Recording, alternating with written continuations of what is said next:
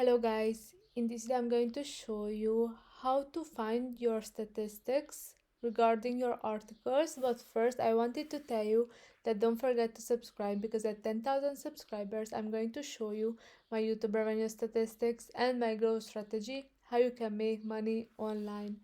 So first go to your profile, then click on the stats, and here you can see all your statistics, your stories, the views, read ratio, your fans.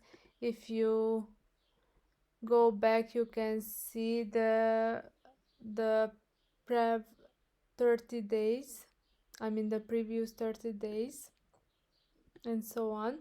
And if you are interested in one of your articles, if you click on that one, then you can see only the statistics for that article.